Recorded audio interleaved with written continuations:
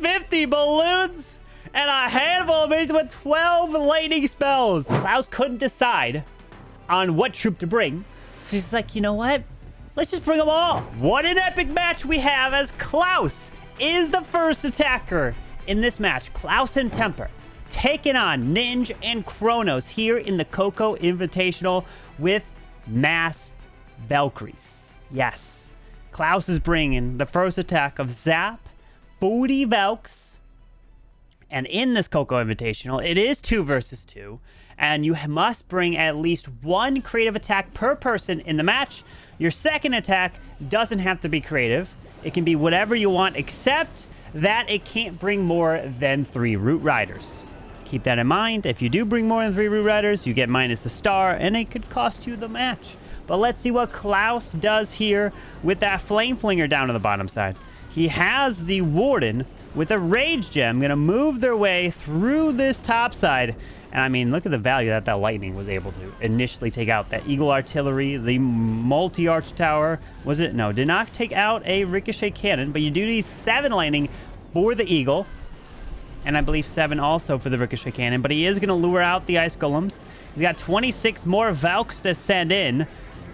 With that jump, going to give him access to the Town Hall. A couple more Valkyries coming in from the bottom side, moving his way across. And it's all about that Giant King Gauntlet. And he's got that Golem King that's going to become a massive Golem. Once he pops the ability. Okay, no, it does not pop the ability to protect the King. But he's absolutely smashing. This is not even fair. Look at this. He hits the Town Hall, and then it hits the Expo on the other side of the Town Hall. How is that even allowed? That's just too strong of an ability. And now these Valkyries will just coast their way around. Now, the question is 46 Valkyries, because he had 6 more Valks inside of his Flame Flinger, going to be considered creative anymore in the future? You know, it's going to be so hard to become creative when these pros are bringing these attack strategies. And this is absolutely crushed. This is something you're going to have to think about, that this might be an actual viable strategy, because look how strong that was from Mr. Klaus. Cronos is up here to answer with 23 Headhunters. All right. We got a Frozen Arrow on this Queen. When you do a mass Headhunter attack kind of like this, you're going to have to think about where are the defending heroes. But you have to take them out relatively quickly so the Headhunters can then just turn into a regular troop that jumps over walls. Because once you take out this enemy Royal Champ, you'll have to take out this defensive King, and then the enemy Queen, and then really, you can just move the Headhunters through. Usually you typically pair the Headhunters with a heal spell. So does he have a Warden Internal Healing Tome? No, he doesn't. He has a Rage Gem, but he's going to recall this Queen and then send her on the complete opposite side of where he sent the Queen originally. So he sent the Queen here. He's going to recall her and then send her back over on this top side so he can take out the enemy Queen and the Oh. Never mind. That's exactly what he's not doing. He's going to send the Queen to go for the Town Hall. Yeah, I knew that. I definitely knew that. So he's going to send the Ice Golem, King, and probably the Headhunters in here. But the problem is, we do have the defensive Queen over there. Oh, he's going Ice Golem straight away. And there's the Headhunters coming into the enemy Queen. The defensive King is going down. The Queen's continuing her charge. Does lose out Rocket Loon's Ice Golems here. And there's the Headhunters making their way across. The Queen's ability is Force Raging her up. And he loses that Queen. You cannot afford a Queen going down there. And I've seen this happen multiple times now, where using that Frozen Arrow has cost them the Queen. Literally losing the Queen by the Frozen Arrow not allowing the Queen to gain enough health here, as the Royal Champion is moving her way through the core. Does have her ability, but the Town Hall remains standing, and there's no way to get that Town Hall unless it's the King that's going to try to wall break his way, and it does not wall break his way through, which means that Cronos might just 1-star this attack here, unless this King's Giant Gauntlet can save the day to try to take that Town Hall down. But these Ice Golems are getting lured over there one at a time, and the King does have that bug from the Warden there that's allowing him to continue to move his way through, but this poison spell is going to slow this King down, plus these Ice Golems, and I don't think he's going to get that Town Hall. He put all his faith in that Queen to go for the Town Hall, and unfortunately, That Town Hall's going to stay. The Ice Golem's going to slow this king down, and that is not going to go down. And Teemper's base is going to hold. Losing that queen, unfortunately, was not able to rage that queen up to keep her alive, and it is a 1-star. Teemper is up here, and they've got a healthy lead with a 1-star from Cronos. We're going to see what Teemper can do with the Rocket Loons here. Let's take a look at the new... Ooh, he does have that maxed out. Wow, he decided to max out the Frozen Arrow over the Giant Gauntlet. I don't think that's the best of ideas, but unless you're pro like Teemper, you know exactly how to control that queen, to keep her alive, to charge that queen into the core, which looks like he might just try to do after the Skelly Donut removes this Plant Castle, multi-target Inferno, and the Monolith here. Monolith, and yes, just in time, that goes down. So now he's dropping a couple of barbs over the left here to test for a Tesla, and then, no, he does not drop the Flame Flinger over there, but it is near the queen here, as the Warden has been deployed off to the far right side. Rocket Loons. Ah, okay, I see. So he dropped a couple Barbarians out here in front to test for the Teslas in this area, so he knows exactly where the Rocket Loon may go. He knew exactly where the Rocket Loon would go directly for that air defense because no Teslas popped. So that is why he had the Barbarians there placed in front, as we got the Inferno Dragons looking to snipe the defensive king, and then eventually the Town Hall here.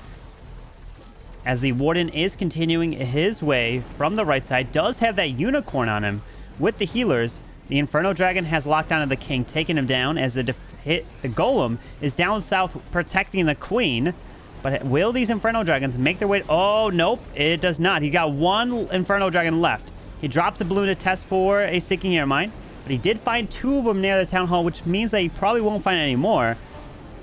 Gonna have to pair in a freeze or an invis. He decides to go with a freeze, which also freezes the builder huts to allow the Inferno Dragon to able to take it down, but he has to pair in another spell, which is the invis, to secure that Town Hall. As we got the Warden that can pop his ability to protect the Royal Champion as they continue their way through. And the King's Giant Gauntlet goes off, absolutely smashing through that Royal Champion here as he pops the Warden ability, protecting the healers through some Sinking Air Mines, and clips the Royal Champion as she continues her way through. With 2 more Rocket Loons, the rage on the Royal Champion, her ability is still intact. It will go off here, skip across, does have the Queen ability, and Teemper will be getting a 3-star here. Taking down Ninja's base. G drops the swag. Invis there, doesn't need it, as it is another 3-star for Klaus and Teemper. G. My goodness. Very nice. Ninj is now up, and he needs a 3-star to have any chance. Or is it already over? With 2 triples and a 1-star from the enemy. So Ninj is coming in with the Dragon Riders. But remember, these players, even though Ninj is realizing, okay, they probably might be out of it, but there is a vote at the end of the tournament for being the most creative attack. So, even though you might lose the match, you still might want to come in with a very creative attack, because that attack can win you extra money. So that is also something that's on these players' minds, because they want to try to win a bit of the extra prize pool. Even though they don't win the match, they could take home some money if they are the most creative individual attack. But I don't think that this one definitely will be it, because we have Dragon Riders, which seem pretty typical here, as he pops that King ability through these Ice Golems. Will it be able to go for the Monolith? No, it won't. King is really trying. He's just like stuck there. Okay, there he goes. But he's going down to that Monolith. Does come back to life. As we're going to have Invises. Oh, wow. Okay, he's getting the Battle Drill into the core. So he wants the Battle Drill. He went with, what, 3 Invises? So he's going Blizzard, and he's going to clone the Blizzard. And that Battle Drill snuck right on past into the core. And he's going to take out that Eagle. Whoa. Look at that Battle Drill go. Now he's got no more spells. Okay, I like this. I like that. I like the use of the Battle Drill into the core with the Invises. You don't see it too often. We've seen a few of those. Might have been actually in the World Championship, where it was early attacks dropping 2 Invis spells left and right to send that Battle Drill in. But not 3 of them like that. As that queen can make her way in towards this Town Hall, slowly but surely, but she's going to get pulled up to the top side due to the builder huts. That's a lot of damage. That is a lot of damage on the queen, though he pops the warden ability to keep the queen ability intact. But he does have the frozen arrow here. Remember, the frozen arrow won't do anything to defenses that the queen is not touching. That is quite a bit of damage. The invisibility spell goes off, but the queen was able to secure the town hall, but unfortunately was not able to pair the warden with the dragon riders. Probably what he was hoping is the queen is dead. That was a lot of expos to try to push that queen charge through, and they were all ground as he's continuing these dragon riders down to the bottom side, as he's going to try to clear a little bit more of this. He does have the raw champion. Where is she? I don't see her. Okay, she's right there, off to the right side, making her way through the ricochet cannon. Is the Spare Fox still alive? Because that Spare Fox is going to be getting hit. I don't know. Where is it? Oh, the Spare Fox is pretty far away, so RC goes invisible yet again. But the problem is we do have to get through a defensive king and a defensive queen here. Gonna have to burn the RC ability, skips across, hits the Tesla, takes out an air defense. RC does go invisible, and we definitely don't have enough time with only an 80% too. Nice try, Ninj. Klaus is up here, and what does he have? It's the Noah's Ark. You know, Klaus couldn't decide on what troop to bring, so he's like, you know what? Let's just bring them all. Let's bring every troop in Clash. I mean, you can't bring all the super troops, but here we go. Klaus, how does he utilize every single troop against this base here? With starting off with a skeleton spell onto the Grand Warden altar. A couple balloons out in front with the giant. There is a blimp. And what do we have? We have a clone. We have an Invis. He goes with a rage. Rockaloons, Yetis. There is a tornado trap here. He's going to clone up the Yetis to try to take out the eagle. Gets it. Took out a multi-arch tower. Can he take out the other multi-arch tower?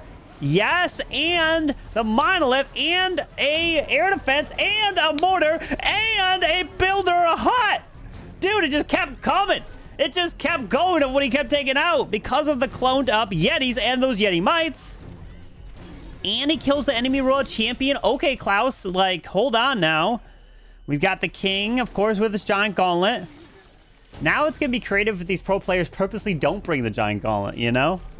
As we've got a golem with the apprentice warden with that rage gem, so that means he doesn't have that life aurora, so that is why he's bringing an apprentice warden. I mean, if he's going to bring one of every troop, might as well, right? To help push your way through this defensive queen. And we've got one healer moving on in, and the king is down. So now it's just going to become a smash with these heroes across the base. He does have a jump spell that he can place right about here to give him access. Perfect. Oh, he places a little bit here to kind of force them to the single and then to the town hall. I see, because he wants to take that single target Inferno down a little bit quicker here, unless he takes the jump to the ground expo. Does give him access to that. Pops that warden ability. So the king's going to be able to burn ability and absolutely smash through this town hall, as we got some dragons, EDrags, witches to the left side, one bowler to the bottom side. He still has a root rider, a Valk. He's got them all. A raw champion. Wait. You're not going to swag this royal champion now, are you, Mr. Klaus? No, okay. He sends her in. He does have a root rider to join in with that royal champion. Look at this. These troops are overwhelming this base. You know, one of every troop. There you go. Here, Klaus. He continues his way around with 3 freezes and an invis. He freezes up that scatter shot, that ricochet cannon. That king did come back to life here. We had that queen ability going off. Pops the RC ability. And my friends, Klaus is bringing the 3-star with every single troop. He didn't have a dragon rider. You know, I mean, he couldn't bring all of them nowadays because there's too many troops. But I can only imagine his scroll bar. If he did not have the double deployment bar, I can only imagine this being a nightmare to deploy. But Klaus, there you go. It's the 3. Cronos is up here, and they know they're out of it at this point. But it is double elimination, which means that they are not out of the tournament. They're just not going to win this match, as he's going to go. Oh! He's going with the bowler bounce, but unfortunately, he's tried the Bodja bowler bounce, but he made the storage invisible. Oh, but he can't do it on the other side because he doesn't have enough spells. He tried it. He tried the Bodja bowler bounce, but unfortunately, it didn't work because he made the storage invisible. He wanted to bowler bounce onto the storage, and then onto that scatter shot to take that down. But it's tricky, man. It is tricky to do, as we got barbarians. We got archers off to the left side, moving his way into that single target Inferno, with a log launcher coming through to the left to help push his heroes across this base. Does have that king ability still intact. There it is. Goes off with that giant gauntlet, pushing his way into the core. Rocket Loons. There is the earthquake to open up. Well, it's not going to open the walls. It's going to damage the walls, so the logs can then open the walls earlier. But unfortunately, a ground expo does lock onto the logs, and it does. Oh, it gets the walls open just with the last shot there. As we got a super giant coming in with the Royal Champion to the left side. So this queen needs to make her way in towards this monolith, and eventually this town hall doesn't have many troops left here. And this warden has gone invisible. Can't see him. He's be hard to spot here, you know, as the queen continues her way through. And the queen, he's going to have to use a freeze. The queen's ability goes off, takes out the enemy Royal Champion. But the town hall does go down. The Royal Champion's going to run up and around. Avoid that town hall poison, which is perfect here. Does still have that RC ability. The queen is going to die off here. The unicorn can transfer off to the Royal Champ, but she's going to step right into that town hall poison.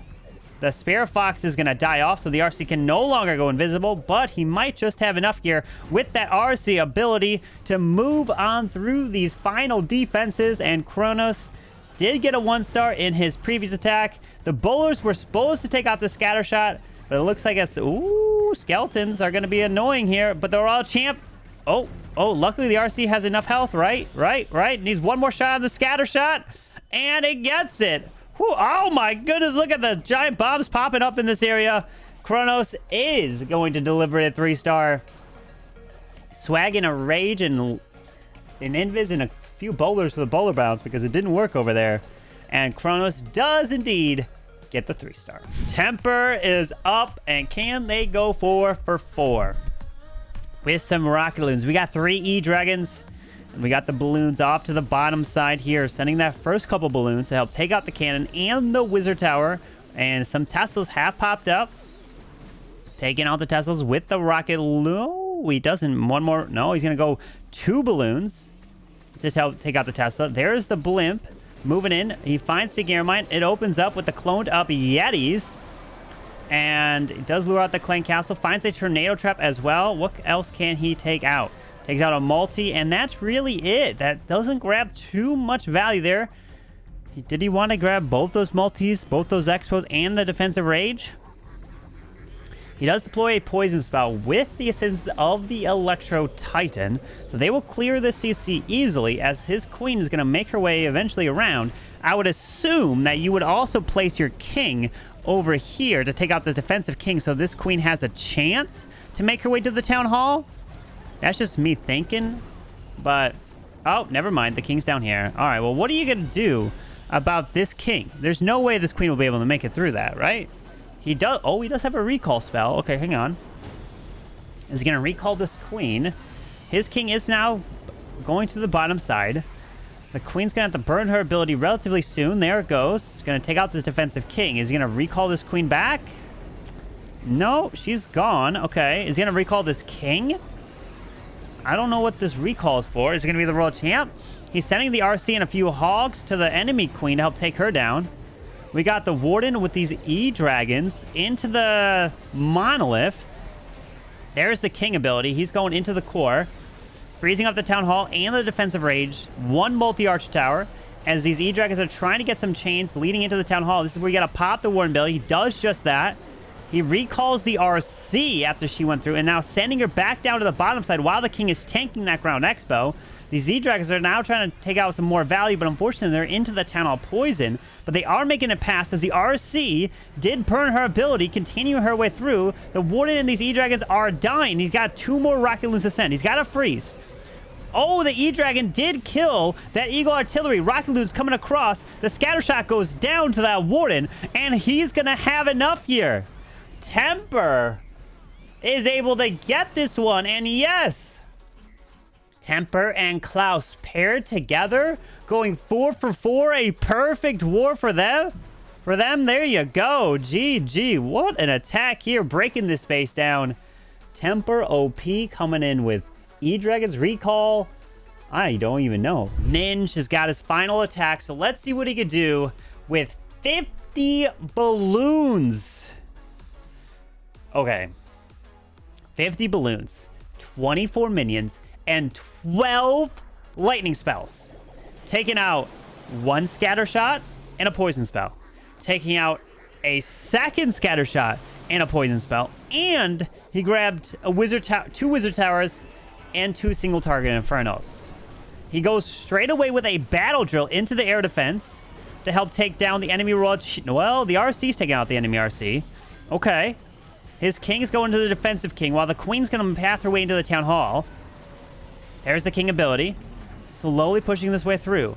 We have the RC continuing. She will go invisible here soon. There you go. Pulls out the CC of archers and ice golems. Pops his queen ability. Going to secure the town hall. And going to try to grab this multi-archer tower.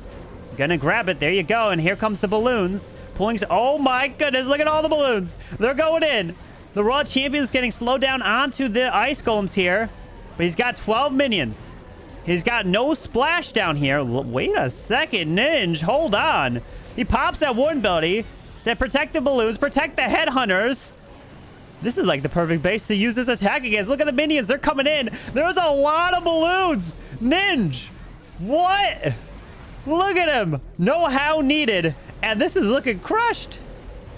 Look at him move through. The RC is still going. She goes invisible. And Ninj, what a brilliant attack. Oh my goodness, 50 balloons and a handful of minions with 12 lightning spells. Taking out 2 scatter shots, 2 poison spells, and the perfect attack. Taking down Klaus's base as well. Look at that, 50 loons, 24 minions, 12 lightning spells. My goodness. Now that was a creative attack. That one's going to get some votes for most creative. But GG to Ninj. They are going to lose 12-9, but he puts up an impressive attack nonetheless. And Klaus and Teemper will advance in the Coco Invitational, but Ninj and Cronos will go down to the lower bracket.